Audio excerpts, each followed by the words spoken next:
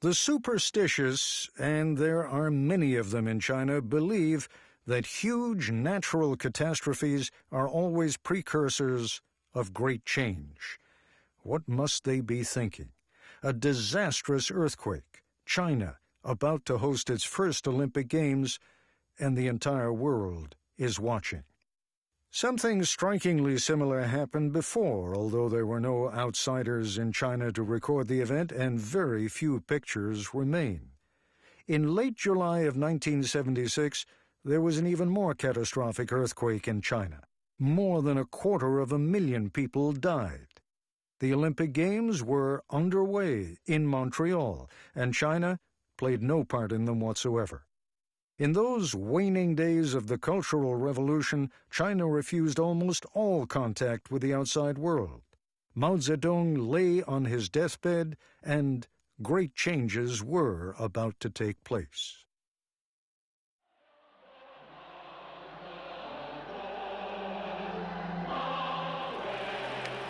Memories fade. Even in China, people under the age of 40 have no personal recollection of the Cultural Revolution. Years when the thoughts of Chairman Mao were memorized and treasured as though they were biblical revelations. Gems like this. It is necessary for young intellectuals to live and work in the countryside and to be re-educated by the poor farmers. If some German entrepreneur had opened a beer garden on the outskirts of Munich, dressed an actor up in an old SS uniform, and then had him read excerpts from Hitler's Mein Kampf into a microphone, while a couple of hundred nostalgic Germans chowed down on bratwurst and sauerbraten, if that had happened, well, it wouldn't. It couldn't. But this cheerful horde of Chinese diners is embarking on a comparable evening of entertainment. After dinner and a bracing quantity of adult beverages, this crowd of nostalgia buffs will spend the next couple of hours on hard wooden benches recalling the good old days of the Cultural Revolution. This strutting, stylized, fist-pumping, flag-waving propaganda production was the only kind of entertainment permitted in China from the mid-60s to the mid-70s. The Chinese had no choices. All the while, anyone even remotely suspected of harboring personal ambitions or dreams of prosperity was harassed and tormented, forced to wear dunce caps, driven out into the poorest, most remote corners of China. Creative thinking, ambition of any kind, was stifled, smothered. And while this dinner theater production clearly does seem to elicit some pangs of nostalgia among older members of the audience, the younger people think it's a hoot. To many Chinese these days, the Cultural Revolution is better mocked than too carefully remembered.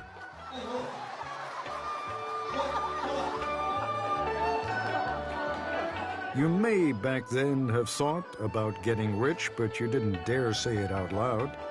Now, it's all anybody talks about. It's a dog-eat-dog world. Everyone's in competition with everybody else. The woman sitting to my immediate right, Madame He Yongzhi, is one of the top dogs in Chongqing's booming economy. Rich beyond her own wildest dreams, yet still a little nostalgic for the old days. In those days, people's thinking was very simple and humble, too. People thought less than they do now in these complicated times. Yes, we knew very little, but that doesn't mean our lives were worse. You can't miss Madame He's restaurant-hotel complex. It dominates the skyline of this boomtown, carved into a cliff overlooking the Jialing River. Like Chongqing itself, it's not subtle. This city is all about big investment, heavy manufacturing, massive construction. Like Madame He's entertainment complex, it's all about big dreams and instant fortunes. I am proud of being rich. I made my money through hard work. And now that I have it, I can help others become rich too. In Mingshan, capitalism personified. He's an automobile magnate. He endured hard labor, exile to the countryside, and starvation rations during the Cultural Revolution. But when I mentioned that bizarre dinner show to him, even he seems to get a little misty-eyed. It's almost as though they miss it, as though they're nostalgic for it. Explain that to me. First of all, life in the countryside in the old days was very hard. But at the same time, it gave us a good life experience. Secondly, today's global competition is so fierce and came so fast, it made all of us, including myself, feel such heavy pressure. When they remember the old days, although life was very harsh, it was free. They used to dance and sing all the time. With the pressure you get today, you realize life in the old days was very simple. That is why some people even cry during that show. The best of times, the worst of times. If you've got money, you can buy almost anything. Drugs, women, just be discreet. If you're poor, there are more chances to make money than anyone can remember. It's not perfect, but it's better than before. And who's making it possible? The government. Political freedom, the right to dissent, freedom for Tibet. There are lines you don't cross. Talk about anything you like, just don't get political. Listen to the music.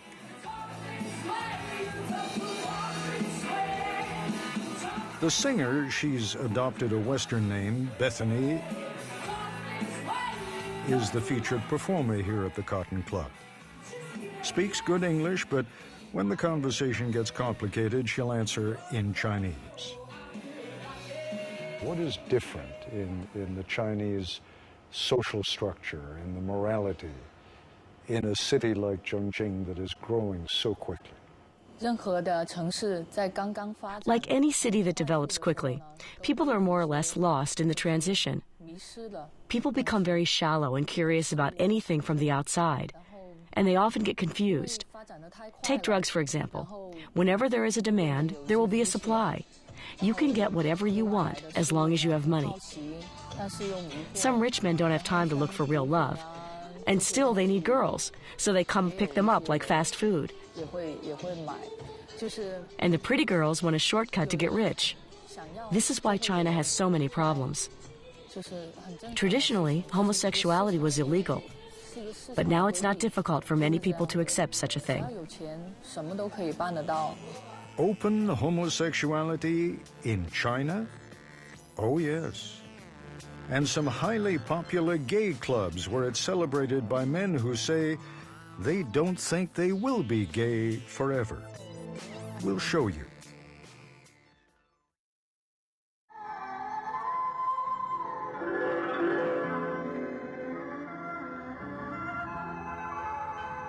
When night falls, almost every public square in Chongqing takes on a little magic.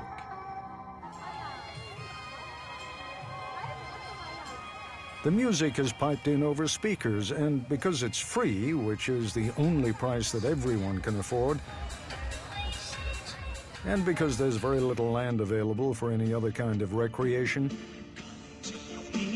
thousands of people, mostly middle-aged women, come to these squares and dance. It is at about this time that Ouyang begins to prepare for work. Ouyang is a drag performer.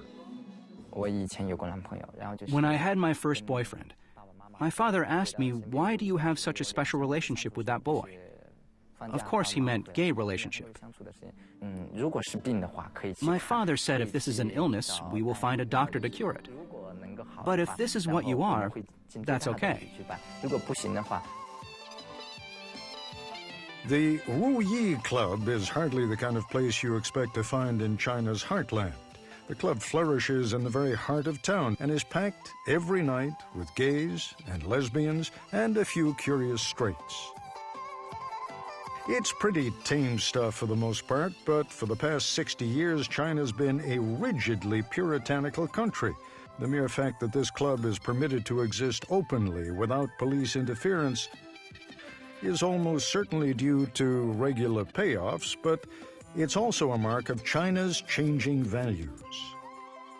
When the bar started, it was difficult. There was a lot of pressure from the cultural inspectors and the police, because this type of gay gathering was illegal, and the officials judged our drag show to be dirty and pornographic. But society has become more and more tolerant towards the gay community as a result of AIDS awareness. AIDS in China is no longer perceived as only a gay disease, and some forms of treatment are becoming increasingly available. Anything, though, that even smacks of political expression crosses the line. Is there ever anything like a gay pride parade in Chongqing? So far in China, in Chongqing and other cities, there is no gay pride parade. Society has not reached the level where gay people can express themselves in that way. In China, family and children take on added significance. The young are expected to eventually take care of their elders. All men, gay or straight, are expected to continue the family line. And Ouyang says that at some point, he too will return to the closet. China is a traditional country, and all my family wants is for me to get married. So I suspect that I will have to get married after I turn 30. This is a dilemma all Chinese gay men face, and eventually most of us follow tradition. It is as though coming out of the closet in China is only a temporary stage of development, a passing phase. Everything we've been talking about here would still come as a massive shock to most Chinese, especially among people in the countryside, and that's a vast majority. Traditional values prevail. Sex of any kind remains a very private matter. But migrant workers, the men and women who are flocking to China's cities by the millions, are for the most part young people.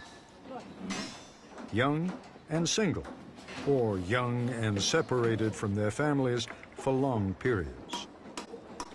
As in many places around the world, the fact that they are also poor simply means that there is a huge demand for cheap sex. You can see some coming up. My colleague Nick Mackey, who lives in Chongqing, drove us through the low-end red light district. It may have existed before, but now these storefront brothels are all out in the open. We saw a whole bunch of police walking not far from here, right? It's quite obvious what these places are. It's against the law, but it goes on.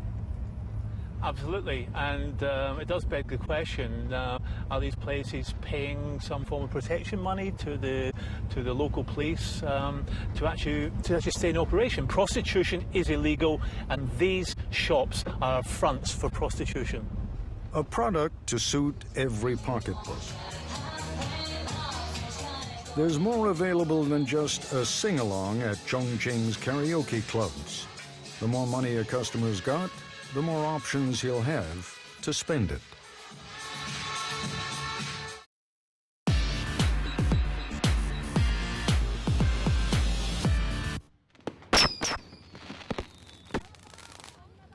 The Chinese are caught between the glittering promise of the future and the comfortable patterns of the past. For a few days every year during the Lunar New Year's holiday, the past reestablishes its hold. Tradition prevails throughout China. Those who are not home, go home. By the hundreds of thousands, they flood Chongqing's train and bus stations and head for the villages where they were born and where their ancestors are buried.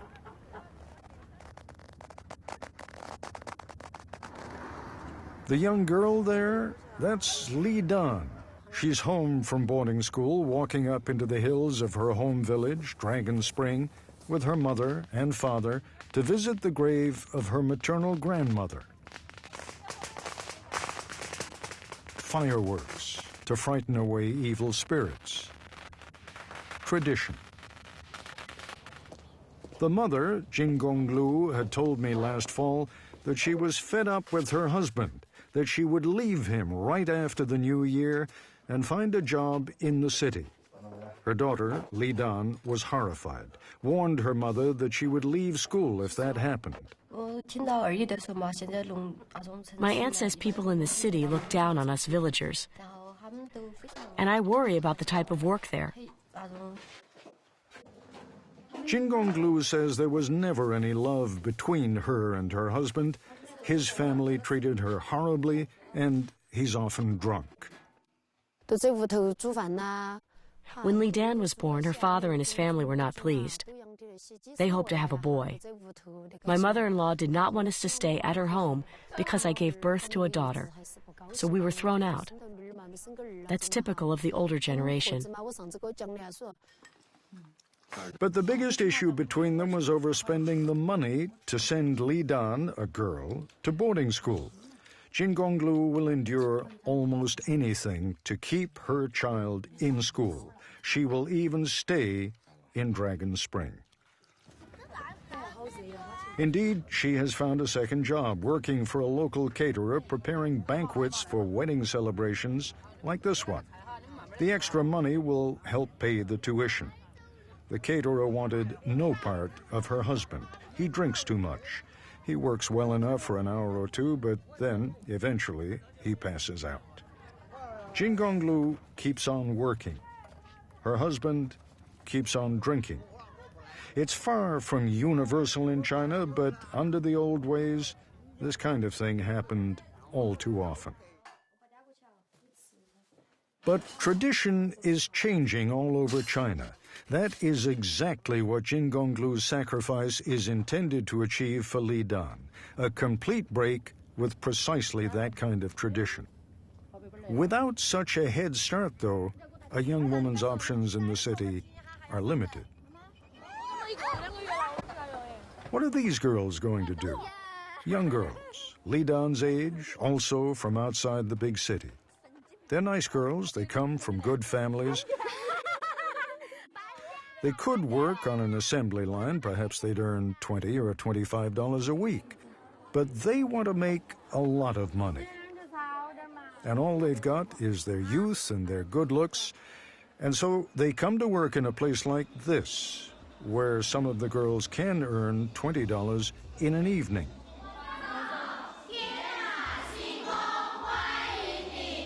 It's a karaoke bar. They tend to run the gamut from gaudy to tacky to sleazy. This is one of the better ones, somewhere between gaudy and tacky. Jackie Lee is only 25 years old, but he's the manager of this KTV club. This is a business club. Lots of businessmen come here. They negotiate, and many agreements are even reached here. That's true. All kinds of agreements are reached in places like this, between businessmen or with a cop or local official whose help on one project or another may be useful. Many wheels are greased at karaoke clubs. There's a lot of drinking and singing, but at the center of it all are the young women. What I see as the girls' job is to cheer everybody up. They can sing well. They can drink a lot. And they are very good at improving the mood in the room. Because everyone comes here for fun.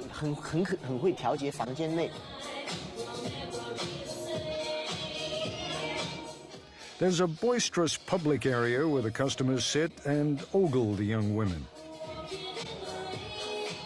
but the reason the girls wear numbers is to advertise their availability and to encourage the customers to rent a hostess for the evening.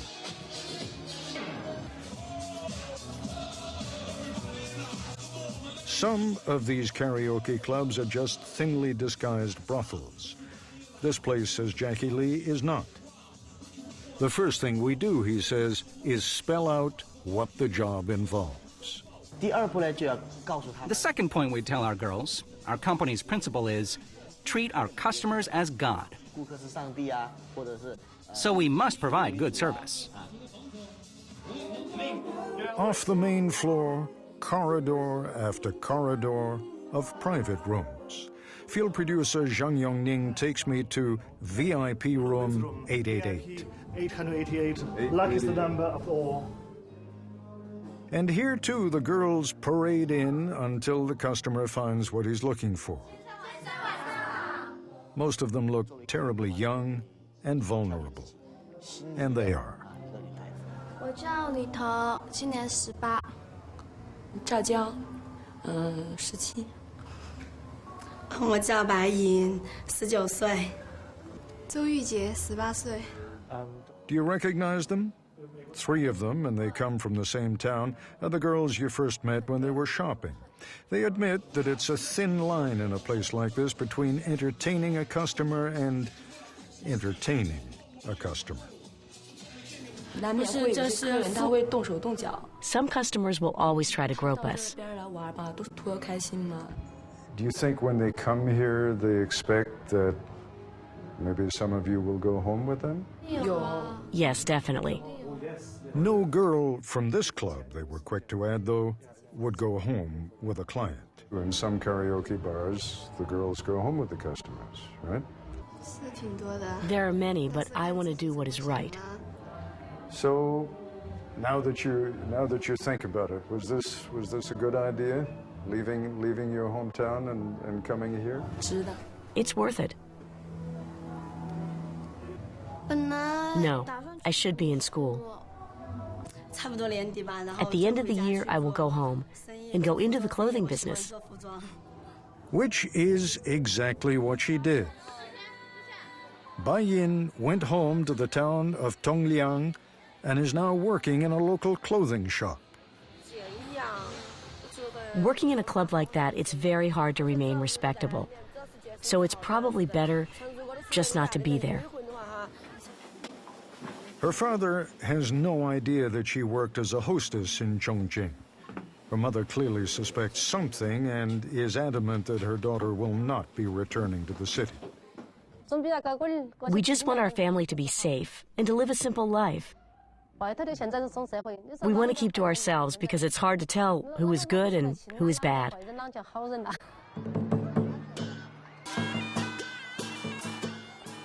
This little town is famous throughout China. This is where the fire dragon dance was born about 2,200 years ago. They perform it annually for the Lunar New Year. It's quite a tradition. But tradition is about honoring the past. The question is how a young person without an education can build a future.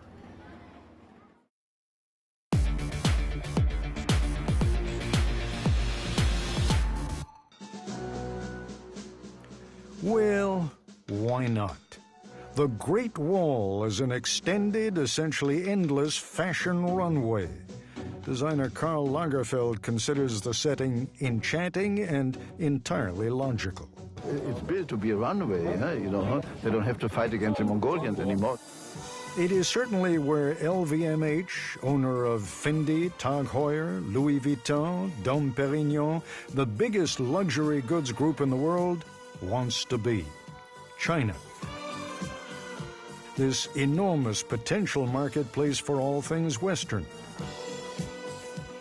40% of LVMH's world sales are generated in Asia. And right now, what defines luxury in China is an expensive import. Quality, creativity, and innovation are not seen as originating in China. Please note, the designer and many of the models and celebrities have been imported. China's wealthy have a thing for all things foreign, and more to the point, they'll pay for it. Fashion design, urban design. Someday, no doubt, the Chinese will appreciate their own creations. For the moment, though, they place a higher value on anything produced by foreigners. This is your baby, right? Yeah, I took a major role. This project's in excess of 30 million square feet, which is probably bigger than all but 3 or 4 dozen American cities. It cost in the neighborhood of $50 to $60 billion US, which in China's means more because the dollar goes a lot further here. Ben Wood is an American architect employed by the billionaire developer Vincent Lo. He directs a staff that is primarily Chinese. American architects, because of their status of pretty much dominating the economy for so long, we've been to places that China's on the way to becoming. And so when we design a 5-star hotel or a luxury resort in the southern Himalayas, we have been to a luxury resort in Jackson Hole, Wyoming. We've not only been there, we've stayed there. We've experienced it. If I tell my staff we're now going to design a boutique hotel in Lhasa, and it's going to attract the rich and famous, they have no idea where to start. Because they've never been to one, they've never met a rich and famous person. They're just as smart, just as bright, just as well trained, but they don't have the life experience that translates into design. Chun Jing is college educated with a master's degree in filmmaking. Ever since he spent his junior year of high school as an exchange student in Washington State, he goes by the name Alan. He may be Chongqing's most artistic fashion photographer, but that's an observation Alan would consider damning with faint praise. You said to me, this is a cultural desert. Yeah. Chongqing. Yeah. Why? Because everything is developing. And the focus now here is in economic development. Everything is about making money. Yeah. That's what I feel. Indeed, Alan is producing provocative ads to do just that, make money for his clients and himself. But he doesn't consider his work genuinely creative. Sometimes I just feel my imagination, my minds are blocked. And I feel it's very terrible. My mind is empty. I could not create anything. Why do you think that is so? Why do you think there is more creativity in the West than here in China? I think it's a result of the Chinese education. Because the Chinese education does not encourage students to creative or imagine. They just tell you 1 is 1, 2 is 2, and don't forget it. 1 and 1 is 2. Yeah, so no imagination. Vincent Lo is one of the biggest investors in Chongqing. The system that Alan perceives as stifling creativity, Lo sees as providing the stability essential for economic development. I believe the political system for China at this point in time is very effective for the country. I have always been told that what Chinese governments fear the most is chaos. I'm sure that that's something we are all concerned about too. It's not just the government. If this is very chaotic, I don't think I'll be investing billions of dollars into the city. We need stability in order that we can do business. Stability tolerates, even requires safety valves. Prostitution doesn't threaten China's political stability. Indeed, it allows young men to let off steam. A lot goes on inside those karaoke bars, but they are hardly hotbeds of political activism. Gay bars? Yes. Gay pride parades? Not on your life. And while it may not seem that religion belongs in that company, in China it too can be illegal but tolerated.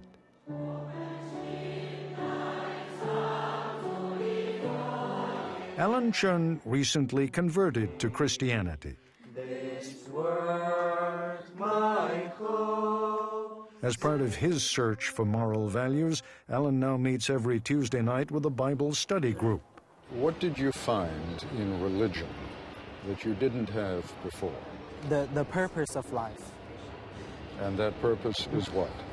The purpose is connect my own life with God's wish. I think it's very important. I was thinking about to achieve my dream, driving a new car, bigger car, expensive car, living in a bigger house. But now I feel my purpose of life must be connected to the purpose of God. Why He made me. I need to connect myself with my God. And that kind of God, a personal, comforting, apolitical, non-interfering kind of God, is perfectly in keeping with the goals and aspirations of the Chinese government.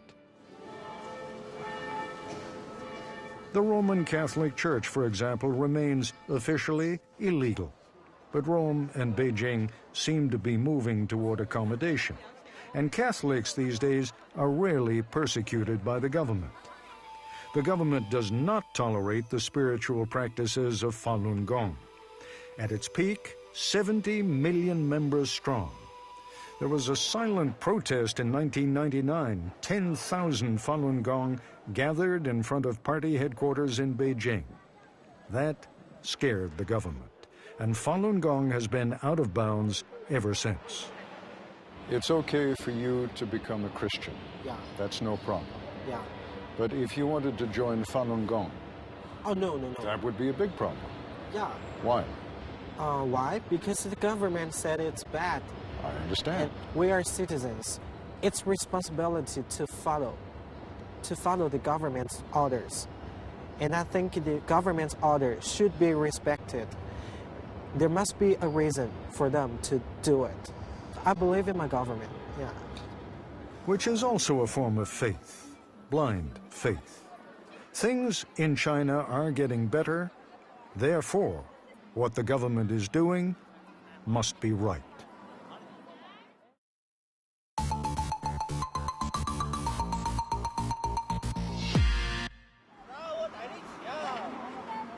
There they were one morning, looking very determined and very much alone in front of Chongqing's Court of Appeals building. What was unclear is just what they were protesting. What was absolutely clear is that they weren't going to move on their own until somebody inside agreed to listen to their complaint. There are, according to the Chinese government's own statistics, tens of thousands of protests and demonstrations every year reflecting public unhappiness. But how do you measure happiness in China? Imperfectly, which is to say, by taking a poll. This group of roving Gallup pollsters has traveled across China collecting Chinese opinions. The Gallup organization has been sampling public opinion in China since 1994 and is limited by the government to asking market research questions, determining what the Chinese consumer wants.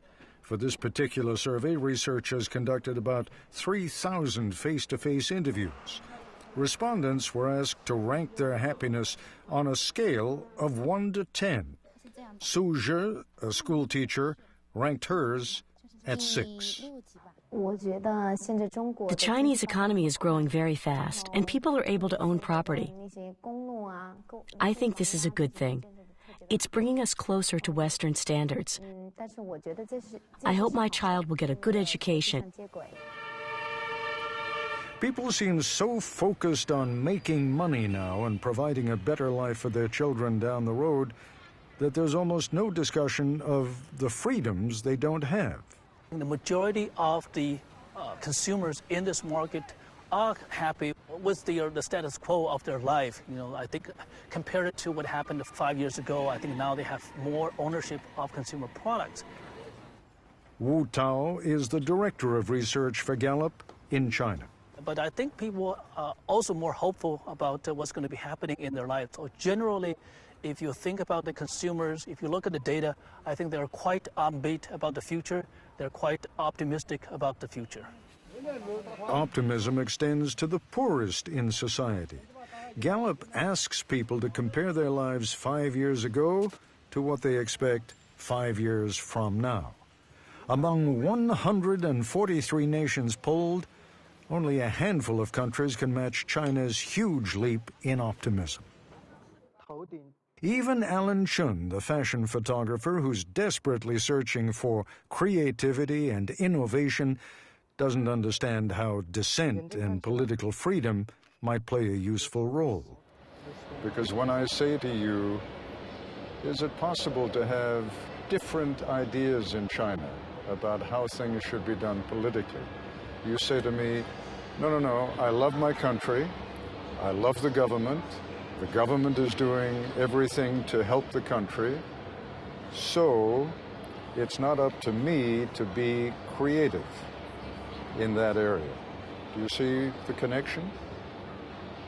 Do you see what I'm saying? Yeah. I noticed just now you said, Alan, you said you love your country, you love your government, blah, blah, blah, blah, blah, blah. Yeah, but I noticed one word you use is love. I have to say that I love my country, but I don't love my government. I trust my government. Interesting point. I think it's different. Vincent Lo agrees. I have studied and lived in Western world, but unfortunately, democracy, of course, it sounds good, but in practice, it doesn't always bring you the results.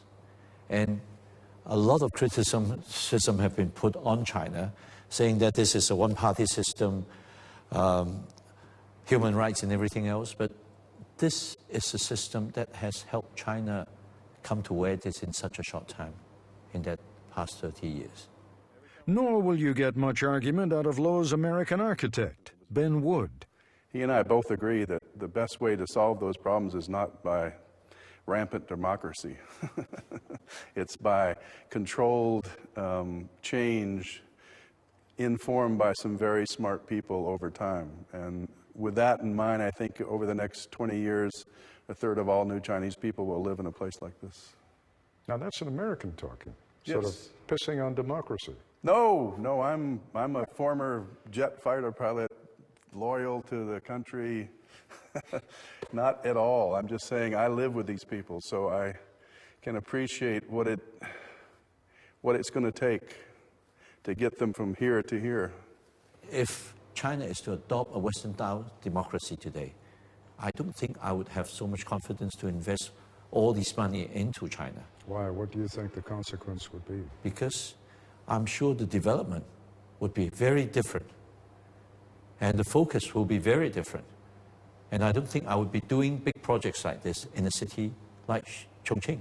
Because now you have stability, now you have confidence in what will happen 5 years from now. We can see continuity. We can see a very clear objective and goal for the government to pursue and for us as business people to pursue.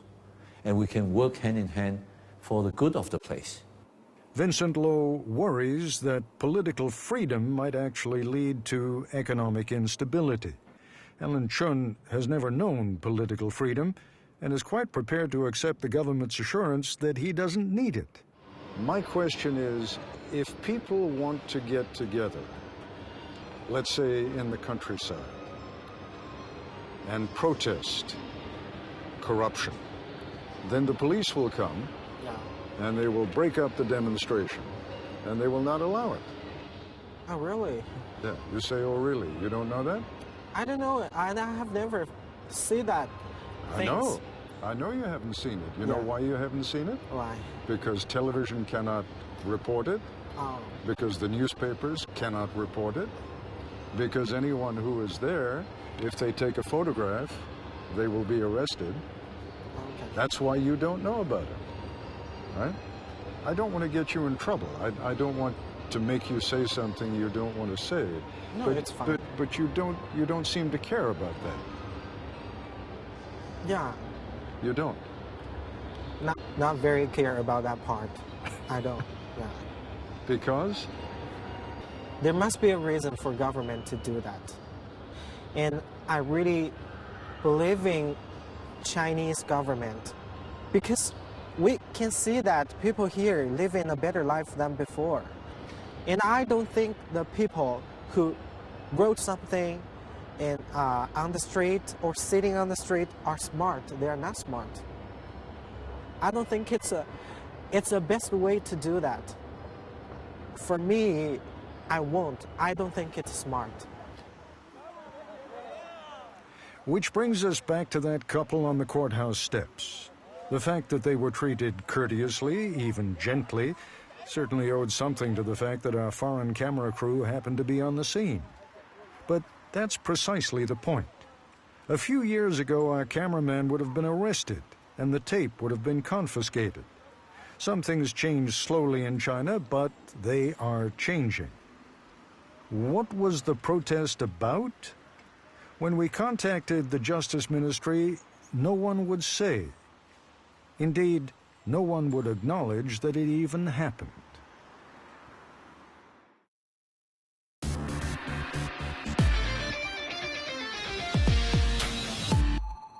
Nothing so epitomizes China's hunger for all things Western as its ravenous appetite for the foreign car.